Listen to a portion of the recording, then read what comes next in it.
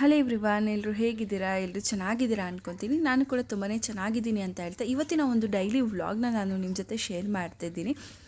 ಈ ಒಂದು ಗೊಂಬೆ ಇಟ್ಟಿರುವಂಥ ಒಂದು ಸ್ಪೇಸು ತುಂಬಾ ಗಲೀಜಾಗಿತ್ತು. ಸಿಕ್ಕಾಪಟ್ಟೆ ಧೂಳು ಅಂದರೆ ಹಿಂದೆ ಮತ್ತು ಮುಂದೆ ಎರಡೂ ಕಡೆಯೂ ಯಾವಾಗಲೂ ಡೋರೆಲ್ಲ ಓಪನ್ ಮಾಡ್ತಿರ್ತೀವಿ, ಹಾಗಾಗಿ ಸಿಕ್ಕಾಪಟ್ಟೆ ಧೂಳಾಗಿತ್ತು ಅಂತ ಹೇಳಿಬಿಟ್ಟು ಅದನ್ನೆಲ್ಲ ಕ್ಲೀನ್ ಮಾಡ್ತಾಯಿದ್ದೀನಿ. ಈ ಒಂದು ವ್ಲಾಗು ನಾನು ಭಾನುವಾರದ ವ್ಲಾಗ್ ಆಗಿರುತ್ತೆ ಇದು. ಫಸ್ಟು ಬೆಳಗ್ಗೆನೇ ಇದನ್ನೆಲ್ಲ ಕ್ಲೀನ್ ಮಾಡಿಬಿಟ್ಟು ತರಕಾರಿ ಮಾರ್ಕೆಟಿಗೆ ಕೂಡ ಹೋಗಬೇಕಾಗಿತ್ತು ಅಂತೇಳಿ ಇದನ್ನು ಕ್ಲೀನ್ ಮಾಡಿಕೊಂಡು ಮನೆ ಕಸ ಗುಡಿಸಿ ನೆಲ ಒರೆಸ್ಬಿಟ್ಟು ಹೋಗೋಣ, ಬಂದು ಮಾಡೋದಕ್ಕಾಗೋದಿಲ್ಲ ಅಂತ ಹೇಳ್ಬಿಟ್ಟು ಅದನ್ನು ಮತ್ತು ಟಿ ವಿ ಇಟ್ಟಿರೋಂಥ ಟಿ ವಿ ಯೂನಿಟ್ಟು ಕೂಡ ಬುದ್ಧ ಎಲ್ಲ ತೆಗೆದ್ಬಿಟ್ಟು ಅದನ್ನು ಸ್ವಲ್ಪ ಕ್ಲೀನ್ ಮಾಡ್ತಾಯಿದ್ದೀನಿ. ಅದೇ ನಾನು ಆವಾಗಲೇ ಹೇಳ್ದಂಗೆ ಸಿಕ್ಕಾಪಟ್ಟೆ ಧೂಳಾಗಿತ್ತು ಎರಡೂ ಕಡೆಯೂ, ಹಾಗಾಗಿ ಸ್ವಲ್ಪ ಬುದ್ಧ ಎಲ್ಲ ಒರೆಸ್ಬಿಟ್ಟು ಟಿ ವಿ ಯೂನಿಟ್ ಎಲ್ಲ ಸ್ವಲ್ಪ ಧೂಳಾಗಿತ್ತು ಅಂತೇಳಿ ಅದನ್ನೆಲ್ಲ ಕ್ಲೀನ್ ಮಾಡ್ಕೋತಾ ಇದ್ದೆ. ಇನ್ನು ಮನೇಲೆಲ್ಲ ಕೆಲಸ ಮುಗಿಸ್ಬಿಟ್ಟು ನಾವು ಬಂದಿದ್ದು APMC ತರಕಾರಿ ಮಾರ್ಕೆಟಿಗೆ ತರಕಾರಿ ಎಲ್ಲ ತೊಗೊಂಡೋಗೋಣ ಅಂತ ಹೇಳಿ. ವಾರದಲ್ಲಿ ಒಂದು ಸತಿ ಬಂದು ಭಾನುವಾರ ಇಲ್ಲ ಮಂಗಳವಾರ ಆ ಟೈಮಲ್ಲಿ ಬಂದು ತುಂಬಾ ಫ್ರೆಶ್ ಆಗಿರುತ್ತೆ. ಹಾಗಾಗಿ ಒಂದು ವಾರಕ್ಕೆ ಆಗೋ ಹಂಗೆ ತರಕಾರಿನೆಲ್ಲ ತೊಗೊಂಡು ಹೋಗೋಣ ಅಂತೇಳಿ ತರಕಾರಿ ಮಾರ್ಕೆಟಿಗೆ ಬಂದ್ವಿ. ನಾವು ಬರೋ ಅಷ್ಟರಲ್ಲಿ ಆಲ್ಮೋಸ್ಟ್ 10 ಗಂಟೆ 10:30 ಆಗಿತ್ತು. ಯಾಕಂದರೆ ನನ್ನ ಹಸ್ಬೆಂಡ್ ಅವ್ರು ಯಾವುದೋ ಒಂದು ಕೆಲಸದ ಮೇಲೆ ಹೊರಗಡೆ ಹೋಗಿದ್ರು, ಹಾಗಾಗಿ ಬರೋದು ಸ್ವಲ್ಪ ಲೇಟ್ ಆಯಿತು. ಇನ್ನು ಪಾಪುನ ಕೂಡ ಕರ್ಕೊಂಬಂದಿದ್ದೆ, ಅವಳು ಕೂಡ ಫಸ್ಟ್ ಟೈಮು ನಮ್ಮ ಜೊತೆ ಈ ಥರ ತರಕಾರಿ ಮಾರ್ಕೆಟಿಗೆ ಬಂದಿದ್ದು. ಹಾಗೆ ಅಲ್ಲಿಂದ ಬಂದು ಮನೆಯಲ್ಲೆಲ್ಲ ಸ್ವಲ್ಪ ಎಲ್ಲ ಕೆಲಸ ಮುಗಿಸ್ಬೇಕಾಗಿತ್ತು, ಹಾಗಾಗಿ ಮಧ್ಯದಲ್ಲಿ ಏನೂ ವೀಡಿಯೋಸ್ ಮಾಡಲಿಲ್ಲ. ಇನ್ನು ಮಕ್ಕಳಿಗೆ ಸ್ನ್ಯಾಕ್ಸ್ ಬಾಕ್ಸಿಗೆ ಅಂತ ಹೇಳಿ ಈ ಡ್ರೈ ಫ್ರೂಟ್ ಲಡ್ಡು, ಈಗ ಕೊಬ್ಬರಿ ಖಾರ ಅಂತಾರಲ್ಲ, ಅದನ್ನೆಲ್ಲ ಮಾಡೋಣ ಅಂತೇಳಿ ಕಾಯಿ ತುರಿತಿದ್ದೆ. ಅದಾದಮೇಲೆ ನನ್ನ ಹಸ್ಬೆಂಡ್ ಇದ್ದವರು ಕಾಯಿ ಕೊಡಿಲಿ, ನಾನು ಹೆಚ್ಬಿಟ್ಟು ರುಬ್ಬಿಟ್ಟು ಕೊಡ್ತೀನಿ, ಸುಮ್ಮನೆ ಏನಕ್ಕೆ ತುರ್ಕೊಂಡು ಕೂತ್ಕೊತೀಯ ಅಂತ ಹೇಳಿಬಿಟ್ಟು ಅವರೇ ಎಲ್ಲದನ್ನು ಸಣ್ಣದಾಗಿ ಹೆಚ್ಬಿಟ್ಟು ರುಬ್ಬಿ ಕೊಟ್ಟರು. ಅದಾದಮೇಲೆ ಒಂದು ಸ್ವಲ್ಪ ಏನೋ ಇತ್ತು ಅಂತ ಹೇಳ್ಬಿಟ್ಟು ನಾನು ರುಬ್ಕೋತಾ ಇದ್ದೀನಿ. ಇನ್ನು ನಾನು ರುಬ್ಬಿಟ್ಟಿರುವಂಥ ಕಾಯಿನೆಲ್ಲ ಚೆನ್ನಾಗಿ ಒಂದು ಲೋ ಫ್ಲೇಮಲ್ಲಿ ಹುರ್ಕೊತಾ ಇದ್ದೀನಿ, ಅಂದರೆ ಸ್ವಲ್ಪ ಹಸಿ ವಾಸನೆ ಹೋಗಲಿ ಅಂತ ಹೇಳ್ಬಿಟ್ಟು ಅದನ್ನು ಹುರಿದ್ಬಿಟ್ಟು ಒಂದು ಬಾಣಲಿಗೆ ಹಾಕೋತಾ ಇದ್ದೀನಿ. ಪ್ರತಿದಿನ ಮಕ್ಳಿಗೆ ಏನಾದರೂ ಸ್ನ್ಯಾಕ್ಸ್ ಕೊಡೋದಕ್ಕೆ ಸ್ವಲ್ಪ ಬೇಜಾರು ಅನಿಸುತ್ತೆ, ಏನು ಕೊಟ್ಟು ಕಳಿಸೋದು ಅಂತಲೇ ಐಡಿಯಾ ಬರೋದಿಲ್ಲ, ಹಾಗಾಗಿ ಈ ಥರದನ್ನು ಮಾಡ್ತಾಯಿದ್ದೀನಿ. ಇನ್ನು ಒಂದು ಅರ್ಧ kg ಅಷ್ಟು ನಾನು ಉತ್ತುತ್ತೆನ ತೊಗೊಂಡಿದ್ದೀನಿ. ಅದನ್ನು ಚೆನ್ನಾಗಿ ಬೀಜ ಎಲ್ಲ ತೆಗೆದ್ಬಿಟ್ಟು 2 ದಿನ ಬಿಸಿಲಲ್ಲಿ ಒಣಗಿಸಿದ್ದೆ, ಅದನ್ನು ಕೂಡ ಚೆನ್ನಾಗಿ ಫ್ರೈ ಮಾಡ್ಕೋತಾ ಇದ್ದೀನಿ. ಹಾಗೆಯೇ ಬಾದಾಮಿ ತೊಗೊಂಡಿದ್ದೀನಿ. ಬಾದಾಮಿ ಕೂಡ ತುಂಬ ಫ್ರೈ ಮಾಡ್ತಲ್ಲ, ಒಂದು ಸ್ವಲ್ಪ ಮೀಡಿಯಮ್ ಫ್ರೈ ಮಾಡಿಕೊಂಡು ಎತ್ತಿಟ್ಕೋತಾ ಇದ್ದೀನಿ, ಟೇಸ್ಟ್ ಚೆನ್ನಾಗಿ ಬರುತ್ತೆ ಅಂತ ಹೇಳಿ ಅಷ್ಟೇ. ಇನ್ನು ಬಾದಾಮಿ ಎಲ್ಲ ಫ್ರೈ ಮಾಡ್ಕೊಂಡಾದ್ಮೇಲೆ ನಾನಿಲ್ಲಿ ಪಿಸ್ತಾನ ತೊಗೋತಾ ಇದ್ದೀನಿ. ನಾನು ಬಾದಾಮಿ ಮತ್ತು ಉತ್ತುತ್ತೆನ ಜಾಸ್ತಿ ಕ್ವಾಂಟಿಟಿಲಿ ತೊಗೋತಾ ಇದ್ದೀನಿ. ಇನ್ನು ಪಿಸ್ತಾ ಎಲ್ಲ ಸ್ವಲ್ಪ ಒಂದು ಬಟ್ಲಷ್ಟು ನಾನು 1 ಕಪ್ಪಷ್ಟು ನಾನು ತೊಗೋತಾ ಇದ್ದೀನಿ. ಇನ್ನೆಲ್ಲ ಮೇನ್ ತೊಗೊಂಡಿರೋದೇ ನಾನು ಕಾಯಿ ಮತ್ತು ಬಾದಾಮಿ ಉತ್ತುತ್ತೆನ ತೊಗೊಂಡಿದ್ದೀನಿ. ಅದಾದಮೇಲೆ ಇಲ್ಲಿ ಗೋಡಂಬಿನ ಫ್ರೈ ಮಾಡ್ಕೋತಾ ಇದ್ದೀನಿ. ಇನ್ನು ಗೋಡಂಬಿ ಫ್ರೈ ಮಾಡ್ಕೊಂಡು ಆದಮೇಲೆ ನಾನಿಲ್ಲಿ ವಾಲ್ನಟ್ನ ಫ್ರೈ ಮಾಡ್ಕೋತಾ ಇದ್ದೀನಿ. ಹಾಗೆಯೇ ಈ ಒಂದು ಡ್ರೈ ಫ್ರೂಟ್ಸ್ಗಳಿಂದ ನಾನು ಪಾಪುಗೂ ಕೂಡ ಯೂಸ್ ಮಾಡ್ತೀನಿ. ಹಾಗೆಯೇ ಇನ್ನು ಅದೆಲ್ಲ ಆದಮೇಲೆ ಅಕ್ಸೆ ಬೀಜ ಅಂದರೆ ಫ್ಲ್ಯಾಕ್ಸ್ ಸೀಡ್ಸ್ ಇದೆಯಲ್ಲ, ಅದನ್ನು ಕೂಡ ಒಂದು ಸ್ವಲ್ಪ ಪ್ರಮಾಣದಲ್ಲಿ ತೊಗೊತಾ ಇದ್ದೀನಿ. ಯಾಕಂದರೆ ಜಾಸ್ತಿ ತೊಗೊಳೋದಕ್ಕೆ ಹೋಗಿಲ್ಲ, ಅದು ಟೇಸ್ಟ್ ಏನಾದರೂ ಡಿಫ್ರೆಂಟ್ಸ್ ಅನಿಸಿ ಮಕ್ಕಳು ತಿಂದೇ ಇರ್ಬೋದು ಅಂತ ಹೇಳ್ಬಿಟ್ಟು ನಾನು ಅದನ್ನು ಸ್ವಲ್ಪ ಕ್ವಾಂಟಿಟೀಲಿ ತೊಗೊತಾ ಇದ್ದೀನಿ. ಅಂದರೆ 1 ಕಪ್ಪಷ್ಟು ತೊಗೊಂಡಿದ್ದೀನಿ. ಅದನ್ನು ಕೂಡ ಚೆನ್ನಾಗಿ ರೋಸ್ಟ್ ಮಾಡಿ ಎತ್ತಿಟ್ಕೋತಾ ಇದ್ದೀನಿ. ರೋಸ್ಟ್ ಮಾಡೋದ್ರಿಂದ ಅದು ಫ್ಲೇವರ್ ಕೂಡ ತುಂಬ ಚೆನ್ನಾಗಿ ಬಿಡುತ್ತೆ ಅಂತ ಹೇಳಿ ಅಷ್ಟೇ. ಹಾಗೆಯೇ 1 ಕಪ್ಪಷ್ಟು ನಾನು ಕಪ್ಪು ಎಳ್ಳು, ಅದನ್ನು ಕೂಡ 1-2 ದಿನ ನಾನು ಬಿಸಿಲಲ್ಲೇ ಆಲ್ಮೋಸ್ಟ್ ಎಲ್ಲ ಡ್ರೈ ಫ್ರೂಟ್ಸನ್ನು 2 ದಿನ ನಾನು ಬಿಸಿಲಲ್ಲಿ ಚೆನ್ನಾಗಿ ಒಣಗಿಸ್ಕೊಂಡಿದ್ದೆ. ಒಣಗಿಸ್ಕೊಂಡು ಈ ಥರ ಫ್ರೈ ಮಾಡಿದ್ರೆ ಅದು ಫ್ಲೇವರೇ ಡಿಫ್ರೆಂಟಾಗಿರುತ್ತೆ ಅಂತ ಹೇಳಿಬಿಟ್ಟು ನಾನು ಇದನ್ನೆಲ್ಲದನ್ನು ಒಣಗಿಸ್ಕೋತಾ ಇದ್ದೀನಿ. ಇನ್ನು ಅದಾದಮೇಲೆ ನಾನಿಲ್ಲಿ ಸ್ವಲ್ಪ ಕುಂಬಳಕಾಯಿ ಬೀಜ, ಪಂಪ್ಕಿನ್ ಸೀಡ್ಸ್ ಅಂತಾರಲ್ಲ, ಅದನ್ನು ಕೂಡ 1 ಕಪ್ಪಷ್ಟು ತೊಗೊಂಡು ಅದನ್ನು ಕೂಡ ಚೆನ್ನಾಗಿ ರೋಸ್ಟ್ ಮಾಡ್ತಾಯಿದ್ದೀನಿ. ತುಂಬಾ ರೋಸ್ಟ್ ಮಾಡೋ ಅವಶ್ಯಕತೆ ಇರೋದಿಲ್ಲ, ಯಾಕಂದರೆ ಸ್ವಲ್ಪ ಮೀಡಿಯಮ್ ಬೆಚ್ಚಗೆ ಮಾಡಿಕೊಂಡ್ರೆ ಸಾಕು. ಯಾಕಂದರೆ ಅದು ಸೀದೋಗ್ಬಿಡುತ್ತೆ, ಸೀದೋದ್ರೆ ಟೇಸ್ಟು ಚೆನ್ನಾಗಿ ಬರೋದಿಲ್ಲ. ಹಾಗೆಯೇ ನಾನಿಲ್ಲಿ ಅವಳಿ ಬೀಜ ಅಂತ ತೊಗೊತಾ ಇದ್ದೀನಿ. ಅವಳಿ ಬೀಜ ಮಂಡಿ ನೋವಿಗೆ, ಹಾಗೆಯೇ ಇದರ ಸೊಂಟ ನೋವು ಆ ಥರ ಇದ್ದರೆ ಇದನ್ನು ಯೂಸ್ ಮಾಡ್ತಾರೆ. ಇನ್ನು ಮಕ್ಕಳಿಗೂ ಕೊಡೋದ್ರಿಂದ ಅವ್ರ ಬೋನ್ಸಿಗೆಲ್ಲ ತುಂಬಾ ಒಳ್ಳೆಯದು. ಇದು ನಾನು ನನ್ನ ಬಾಣಿತನದಲ್ಲಿ ಕೂಡ ಇದನ್ನು ತೊಗೊತಾ ಇದ್ದೆ. ಇದರಲ್ಲಿ ಪಾಯಸ ಕೂಡ ಮಾಡ್ತಾರೆ. ನಾನು ಅದನ್ನು ಯಾವ ರೀತಿ ಮಾಡೋದು ಅಂತ ಹೇಳ್ಬಿಟ್ಟು ನಿಮಗೆ ಬೇಕಿದ್ರೆ ನಾನು ನೆಕ್ಸ್ಟ್ ವೀಡಿಯೋದಲ್ಲಿ ಶೇರ್ ಮಾಡ್ತೀನಿ. ಹಾಗೆ ಮಖನ ಕೂಡ ತೊಗೊಂಡಿದ್ದೀನಿ. ಮಖನ ಚೆನ್ನಾಗಿ ಫ್ರೈ ಮಾಡಿ ಎತ್ತಿಟ್ಕೊಂಡಾದ್ಮೇಲೆ ಇನ್ನೊಂದು ಬಟ್ಲಲ್ಲಿ ನಾನಿಲ್ಲಿ ಮೆಂತೆ, ಜೀರಿಗೆ, ಸೋಂಪು, ಜಾಕಾಯಿ, ಲವಂಗ ಹಾಗೆ ಕಾಳುಮೆಣಸು, ಏಲಕ್ಕಿನ ತೊಗೊಂಡಿದ್ದೀನಿ. ಇದೆಲ್ಲ ತುಂಬ ಕಮ್ಮಿ ಕ್ವಾಂಟಿಟಿಲಿ ತೊಗೊಂಡಿದ್ದೀನಿ. ಅದನ್ನು ಕೂಡ ಚೆನ್ನಾಗಿ ಫ್ರೈ ಮಾಡಿ ಎತ್ತಿಟ್ಕೊಂಡಿದ್ದೀನಿ. ಇನ್ನು ಅದೇ ಬಾಣಲಿಗೆ 3-4 ಟೇಬಲ್ ಸ್ಪೂನಷ್ಟು ತುಪ್ಪ.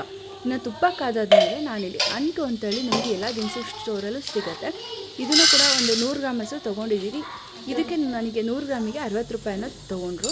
ಇದು ತುಪ್ಪದಲ್ಲಿ ಚೆನ್ನಾಗಿ ಫ್ರೈ ಮಾಡ್ತಾ ಇದು ಅಂಟೇನಿದೆಯಲ್ಲ ಅದೆಲ್ಲ ಅರಳೋದಕ್ಕೆ ಸ್ಟಾರ್ಟ್ ಆಗುತ್ತೆ. ಇದು ಸ್ವೀಟ್ಸಿಗೆ ಅಂತೇಳಿ ಯೂಸ್ ಮಾಡ್ತಾರೆ. ಹಾಗೆಯೇ ಇನ್ನೊಂದು ಇದೇ ಅಂಟು ಥರನೇ ಇನ್ನೊಂದು ಬಾದಾಮ್ ಅಂಟು ಅಂತ ಬರುತ್ತೆ, ಅದನ್ನು ನೋಡಿ ನೀವು ತೊಗೋಬೇಕಾಗತ್ತೆ. ಬಾದಾಮ್ ಅಂಟು ಹೊಟ್ಟೆ ಸಣ್ಣ ಮಾಡೋದಕ್ಕೆ ಅಂತ ಹೇಳಿ ತೊಗೋತಾರಂತೆ.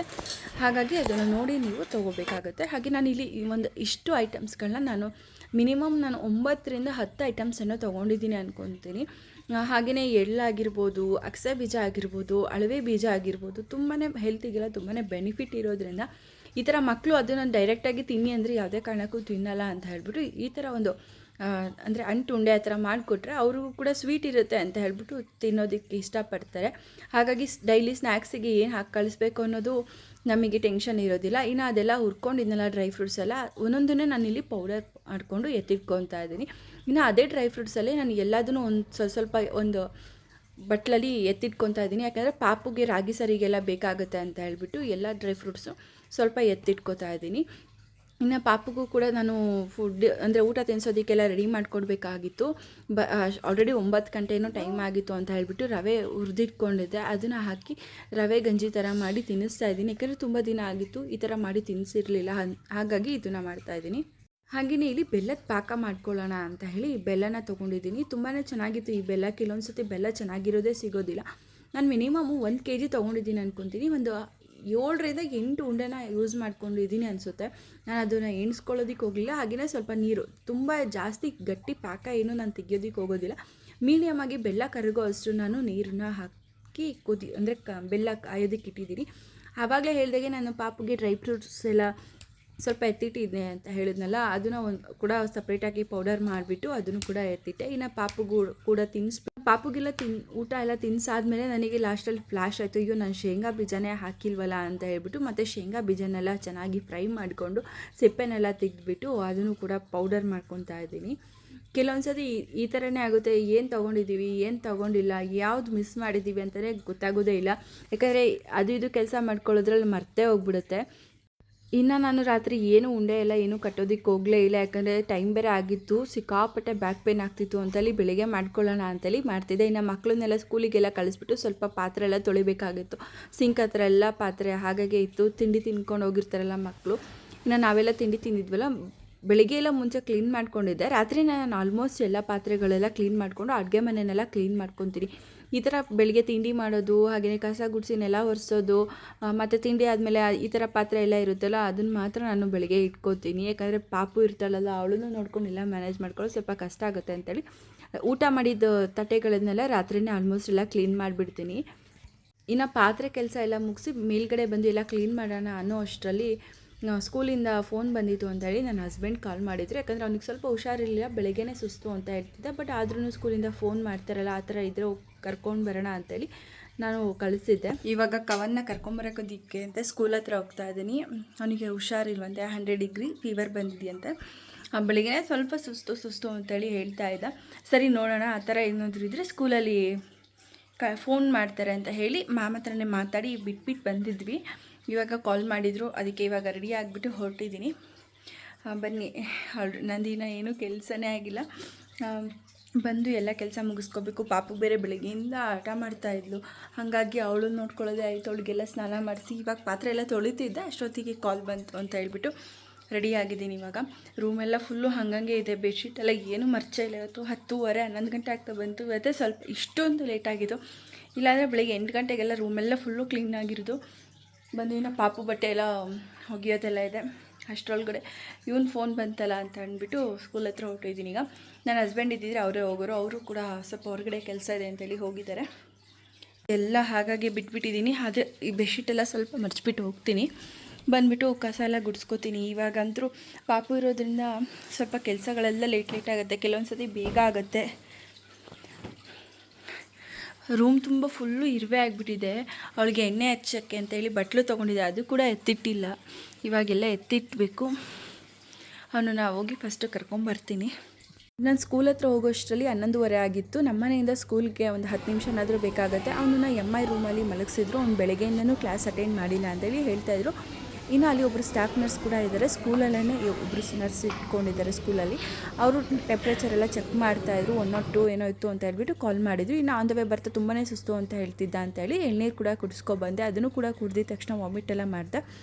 ಹಾಗೆಯೇ ಮನೆಗೆ ಬಂದಮೇಲೆ ಸ್ವಲ್ಪ ಗೆಣಸೆಲ್ಲ ತೊಗೊಬಂದಿದ್ವಿ ಮಾರ್ಕೆಟಿಗೆ ಹೋದಾಗ. ಅದನ್ನೆಲ್ಲ ತೊಳೆದು ಸ್ವಲ್ಪ ಬೇಯಿಸೋಕ್ಕಿಡೋಣ ಅಂತ ಹೇಳಿಬಿಟ್ಟು ಪಾಪುಗೂ ತಿನ್ನಿಸ್ಬೇಕಾಗಿತ್ತು. ನನ್ನ ಹಸ್ಬೆಂಡು ತಿಂತೀನಿ ಅಂತ ಹೇಳಿದರು ಅಂತ ಹೇಳಿ ಅದನ್ನೆಲ್ಲ ಸ್ವಲ್ಪ ಚೆನ್ನಾಗಿ ತೊಳ್ಕೊತಾ ಇದ್ದೀನಿ. ಯಾಕಂದರೆ ತುಂಬಾ ಮಣ್ಣಿರುತ್ತೆ ಗೆಣಸೊಳಗಡೆ. ಹಾಗಾಗಿ ತೊಳೆದು ಒಂದು 3-4 ವಿಷಲ್ ಹೊಡ್ಸ್ಕೊಂಡು ಫಸ್ಟು ಚೆಕ್ ಮಾಡ್ತೀನಿ. ಯಾಕಂದರೆ ಅದು ಕೆಲವೊಂದು ಸತಿ ಬೆಂದಿರೋದಿಲ್ಲ. ಹಾಗಾಗಿ ಆಮೇಲಿಂದ ಏನಾದರೂ ಬೆಂದಿಲ್ಲ ಅಂದರೆ ಮತ್ತೆ ನಾನು ಜಾಸ್ತಿ ವಿಷಲ್ನ ಹೊಡಿಸ್ಕೋತೀನಿ. ಹಾಗೆಯೇ ಸ್ವಲ್ಪ ಬೆಲ್ಲ ನಾನು ಪಾಕಕ್ಕೆ ಅಂತ ಇಲ್ಲಿ ಹಿಂದಿನ ದಿನ ನಾನು ಇಟ್ಟಿದ್ನಲ್ಲ, ಅದನ್ನು ಸ್ವಲ್ಪ ಸೋಸಿ ಎತ್ತಿಟ್ಕೋತಾ ಇದ್ದೀನಿ. ಉಂಡೆ ಎಲ್ಲ ಕಟ್ಟಬೇಕಾಗಿತ್ತು ಅಂತೇಳಿ ಸ್ವಲ್ಪ ಬಿಸಿ ಮಾಡಿಕೊಂಡು ನಾನಿಲ್ಲಿ ಅಂದರೆ ಬೆಲ್ಲನೆಲ್ಲ ಸೋಸ್ಕೊಂಡು ಬಿಸಿ ಮಾಡಿಕೊಂಡು ನಾನಿಲ್ಲಿ ಸ್ವಲ್ಪನೇ ಅಂದರೆ ಕನ್ಸಿಸ್ಟೆನ್ಸಿ ನೋಡಿಕೊಂಡು ಎಷ್ಟು ಬೇಕಾಗುತ್ತೆ ಅಷ್ಟನ್ನ ಹಾಕ್ಕೊಂಡು ಉಂಡೆನ ಕಟ್ತಾ ಇದ್ದೀನಿ. ಸುಮಾರು 1 ಗಂಟೆ ನನಗೆ ಈ ಒಂದು ಉಂಡೆ ಕಟ್ಟೋ ಕೆಲಸ ಹಿಡೀತು. ಯಾಕಂದರೆ ಜಾಸ್ತಿ ಕ್ವಾಂಟಿಟಿಯಲ್ಲಿ ಮಾಡಿದ್ದಲ್ವ. ನಾನು ಚಿಕ್ಕ ಚಿಕ್ಕ ಉಂಡೆ ಥರ ಮಾಡಿದ್ದೀನಿ, ತುಂಬ ದೊಡ್ಡಕ್ಕೆಲ್ಲ ಏನೂ ಮಾಡೋಕ್ಕೋಗಿಲ್ಲ. ದೊಡ್ಡಕ್ಕೆ ಮಾಡಿದ್ರೆ ತುಂಬ ಬೇಗ ಖಾಲಿಯಾಗಿಬಿಡುತ್ತೆ ಅಂತೇಳಿ ತುಂಬ ಅಂದರೆ ತುಂಬ ಸಣ್ಣನೂ ಅಲ್ಲ, ತುಂಬ ಅಂದರೆ ತುಂಬ ದೊಡ್ಡಕ್ಕೂ ಅಲ್ಲ, ಒಂದು ಮೀಡಿಯಮ್ ಸೈಜಲ್ಲಿ ನಾನು ಉಂಡೆನ ಕಟ್ಟಿದೆ. ಫಸ್ಟು ನಿಂತ್ಕೊಂಡು ಎಲ್ಲ ಕಟ್ಟೋದಕ್ಕೆ ಹೋದೆ. ಆಮೇಲೆ ತುಂಬಾ ಬ್ಯಾಕ್ ಪೇನ್ ಬಂದುಬಿಡ್ತು ಅಂತ ಹೇಳಿ ಆಮೇಲೆ ಕೂತ್ಕೊಂಡು ನಿಧಾನಕ್ಕೆ ಕಟ್ಟಿದೆ. ಲೇಟ್ ಆದರೂ ಪರವಾಗಿಲ್ಲ, ಏನು ಕೆಲಸ ಇಲ್ವಲ್ಲ, ಸರಿ ನಾನು ಒಂದು ಮೀಡಿಯಮಲ್ಲಿ ಮಾಡೋಣ ಅಂತ ಹೇಳ್ಬಿಟ್ಟು ಬೇಗ ಉಂಡೆ ಎಲ್ಲ ಕಟ್ಕೋತಾ ಇದ್ದೀನಿ. ಹಾಗೆಯೇ ಇವಾಗ ಹಲಸಿನ ಹಣ್ಣು ಮಾವಿನ ಹಣ್ಣು ಸೀಸನ್ ಆಗಿರೋದ್ರಿಂದ ಮನೇಲಿ ಸ್ವಲ್ಪ ನೊಣಗಳು ಜಾಸ್ತಿ. ಹಾಗಾಗಿ ನಿಮಗೆ ವಿಡಿಯೋದಲ್ಲೆಲ್ಲ ನೊಣಗಳು ಜಾಸ್ತಿ ಕಾಣಿಸ್ತಿರ್ಬೋದು. ಅದನ್ನು ಪ್ಲೀಸ್ ಯಾರು ಏನು ಅಂದ್ಕೊಂಬಿಡಿ, ಇಗ್ನೋರ್ ಮಾಡಿ. ಅದು ಎಲ್ಲರ ಮನೇಲಿ ಇವಾಗ ಈ ಹಲಸಿನ ಹಣ್ಣು ಮಾವಿನ ಹಣ್ಣು ಸೀಸನ್ ಬಂತು ಅಂದ್ರೇ ಅಷ್ಟೇ, ಎಲ್ಲರ ಮನೇಲಿ ಇದೇ ಪ್ರಾಬ್ಲಮ್ಮು. ನಾವು ಕೂಡ ಅದು ಇದು ಲಿಕ್ವಿಡ್ ಎಲ್ಲ ಹಾಕಿ ತುಂಬಾ ಕ್ಲೀನ್ ಮಾಡ್ತಾಯಿರ್ತೀವಿ, ಆದರೂ ಅದು ಅವಾಯ್ಡ್ ಆಗ್ತಾನೇ ಇಲ್ಲ. ಈ ಸೀಸನ್ ಮುಗಿಬೇಕು, ಆ ಒಂದು ನೊಣ ಮತ್ತು ನೊರ್ಜ ಎಲ್ಲ ಕಮ್ಮಿ ಆಗಬೇಕು. ಬಟ್ ನಮ್ಮ ಮನೇಲಿ ಲಕ್ಕಿಲಿ ಹೇಳಬೇಕು ಅಂದರೆ ನೊರ್ಜ ಇಲ್ಲ, ಬರೀ ನೊಣ. ಎಲ್ಲಿ ನೋಡಿದ್ರು ಬೆಡ್ ಮೇಲೆ ನೋಡಿದ್ರು ನೊಣ. ಅದೇ ನಮಗೆ ಒಂಥರ ಹಿಂಸೆ ಆಗೋಗ್ಬಿಟ್ಟಿದೆ. ಇನ್ನು ನಾನು ಕೂಡ ಉಂಡೆ ಎಲ್ಲ ಕಟ್ಟೋದಕ್ಕೆಲ್ಲ ಸ್ಟಾರ್ಟ್ ಮಾಡಿಕೊಂಡೆ. ನಾನು ಆವಾಗಲೇ ಹೇಳ್ದಂಗೆ ನಿಂತ್ಕೊಂಡು ಉಂಡೆ ಕಟ್ಟೋದಕ್ಕೆ ಆಗ್ತಿರಲಿಲ್ಲ ಅಂತ ಹೇಳ್ಬಿಟ್ಟು ಕೂತ್ಕೊಂಡು ಬೇಗ 4:15ಗೆ ಸ್ಟಾರ್ಟ್ ಮಾಡಿದ್ದು. ನನಗೆ 5:30 ತನಕ ಈ ಒಂದು ಉಂಡೆ ಕಟ್ಟೋ ಕೆಲಸ ಹಿಡೀತು. ನಿಜ ಹೇಳಬೇಕು ಅಂದರೆ ಇದೆಲ್ಲ ಸ್ವಲ್ಪ ರಿಸ್ಕಿ ಅನಿಸುತ್ತೆ, ಆದರೆ ಏನು ಮಾಡೋಕ್ಕೆ, ನಮ್ಮ ಮಕ್ಕಳಿಗೋಸ್ಕರನೇ ಅಲ್ವಾ ನಾವು ಇದನ್ನು ಮಾಡ್ತಿರೋದು ಅಂತ ಹೇಳ್ಬಿಟ್ಟು ಅದ್ರ ಬಗ್ಗೆ ಎಲ್ಲ ಅಷ್ಟು ತಲೆ ಕೆಡಿಸ್ಕೊಳ್ಳೋದಕ್ಕೆ ಹೋಗೋದಿಲ್ಲ. ನಿಜವಾಗ್ಲೂ ಹೇಳಬೇಕು ಅಂದರೆ ಟೇಸ್ಟ್ ಮಾತ್ರ ತುಂಬಾ ಚೆನ್ನಾಗಿತ್ತು. ಹಾಗೆಯೇ ಈ ಥರ ಸ್ವೀಟ್ಸ್ ಎಲ್ಲ ಏನಾದರೂ ಮಾಡಬೇಕು ಅಂದರೆ ಬೆಲ್ಲ ಚೆನ್ನಾಗಿರಬೇಕು, ಮೇನ್ ಕಾನ್ಸೆಪ್ಟ್. ಯಾಕಂದರೆ ಬೆಲ್ಲ ಚೆನ್ನಾಗಿತ್ತು ಅಂದರೆ ಏನೇ ಸ್ವೀಟ್ ಆದರೂ ತುಂಬಾ ಚೆನ್ನಾಗಿರುತ್ತೆ. ಹಾಗೆಯೇ ನಾನು ಉಂಡೆನೆಲ್ಲ ಒಂದು ಸ್ಟೀಲ್ ಬಾಕ್ಸಿಗೆ ಹಾಕಿ ಎತ್ತಿಡ್ತಾ ಇದ್ದೀನಿ. ಹಾಗೆ ಇದನ್ನು ಫ್ರಿಜ್ಜಲ್ಲಿ ನಾನು ಸ್ಟೋರ್ ಮಾಡ್ತೀನಿ. ಯಾಕಂದರೆ ನಮ್ಮ ಮನೇಲಿ ತುಂಬಾ ಇರುವೆ ಕಟ್ ಆಗಿರೋದ್ರಿಂದ ನಾನು ಫ್ರಿಜ್ಜಲ್ಲಿ ಇಡ್ತಿದ್ದೀನಿ.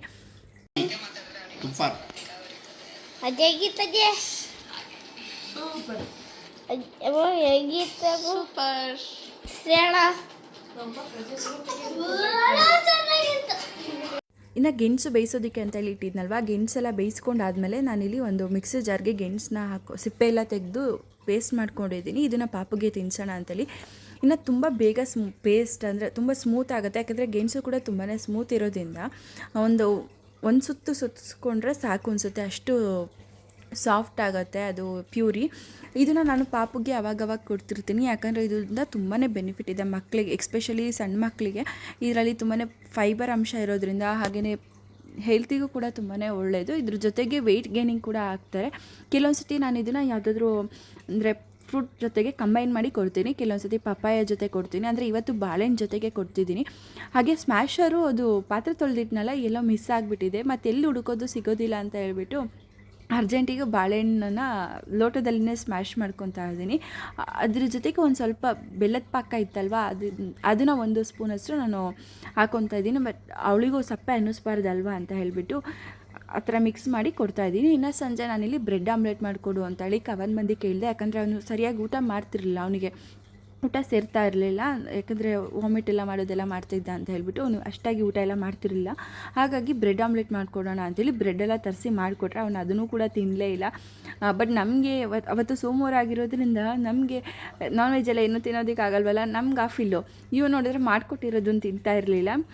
ಹಾಗೆಯೇ ಅದಕ್ಕೆ ಸ್ವಲ್ಪ ಚೀಸೆಲ್ಲ ಹಾಕಿ ಮಾಡ್ತಾಯಿದ್ದೀನಿ. ಇದ್ರದ್ದು ರೆಸಿಪಿ ನಾನು ಶೇರ್ ಮಾಡ್ತೀನಿ, ಬಟ್ ಈ ವಿಡಿಯೋದಲ್ಲಿ ಶೇರ್ ಮಾಡೋದಕ್ಕಾಗೋದಿಲ್ಲ. ಯಾಕಂದರೆ ಸ್ವಲ್ಪ ಅಲ್ಲಿ ಅಂದರೆ ಐಟಮ್ಸ್ಗಳೆಲ್ಲ ಮಿಸ್ ಮಾಡ್ಕೊಂಡಿದ್ದೀನಿ. ಹಾಗಾಗಿ ನಾನೇನು ಹೇಳೋದಕ್ಕೆ ಹೋಗ್ತಾ ಇಲ್ಲ. ಹಾಗೆಯೇ ಇದು ಇಷ್ಟ ಆಗಿತ್ತು ಇವತ್ತಿನ ಒಂದು ವ್ಲಾಗು. ನಿಮ್ಗೇನಾದರೂ ಈ ವ್ಲಾಗ್ ಇಷ್ಟ ಆಯಿತು ಅಂದರೆ ಪ್ಲೀಸ್ ಲೈಕ್ ಮಾಡಿ, ಶೇರ್ ಮಾಡಿ, ಕಮೆಂಟ್ ಮಾಡಿ ಅಂತ ಕೇಳ್ಕೊತೀನಿ. ಇನ್ನು ಯಾರೆಲ್ಲ ನನ್ನ ಚಾನಲ್ಗೆ ಅಂದರೆ ಹರ್ಷಿ ಕನ್ನಡ ವ್ಲಾಗ್ಗೆ ಸಬ್ಸ್ಕ್ರೈಬ್ ಆಗಿಲ್ಲ, ಪ್ಲೀಸ್ ಈಗಲೇ ಹೋಗಿ ಸಬ್ಸ್ಕ್ರೈಬ್ ಆಗಿ ಅಂತ ಹೇಳ್ತಾ ಇವತ್ತಿನ ಒಂದು ವ್ಲಾಗ್ನ ಇಲ್ಲಿಗೆ ಮುಗಿಸ್ತಾ ಇದ್ದೀನಿ. Thank you.